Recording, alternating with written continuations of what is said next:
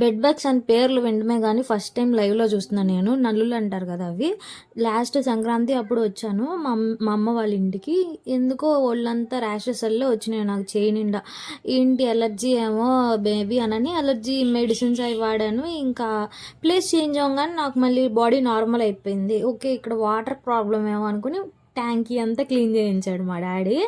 But మేము ఇంకా పండగ అయిపోయి వెళ్ళిపోయినాక వీళ్ళకి కూడా సేమ్ ప్రాబ్లం వచ్చింది. నా తర్వాత మా సిస్టర్కి, మా మమ్మీకి, మా డాడీకి ఒకేసారి మా డాడీ బెడ్ ఎత్తి చూస్తే మొత్తం ఈ బెడ్ బగ్స్. అసలు ఇది ఎక్కడ కర్మరా బాబు, ఇన్నున్నాయి ఏంటి, ఇన్ని రోజులు దీని మీద పడుకున్నావా అని ఒళ్ళంతా జలదరిచ్చిపోయింది. ఇక అప్పటి నుంచి ఎప్పుడు చూసింది మేము సంక్రాంతి కాకుండా ఫెబ్లో చూసాము.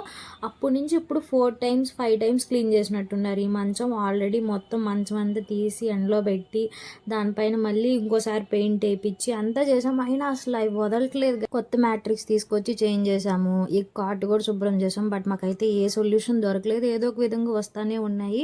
మీరు ఇలా ఏమన్నా ఫేస్ చేసి మీకు ఏమన్నా ట్రిక్స్ యూస్ఫుల్ అయితే ప్లీజ్ హెల్ప్ అస్ గైస్. మీ వీడియో షేర్ చేసుకోవడానికి కూడా కారణం అదే, ఏమన్నా సొల్యూషన్ దొరుకుతుందేమో అని.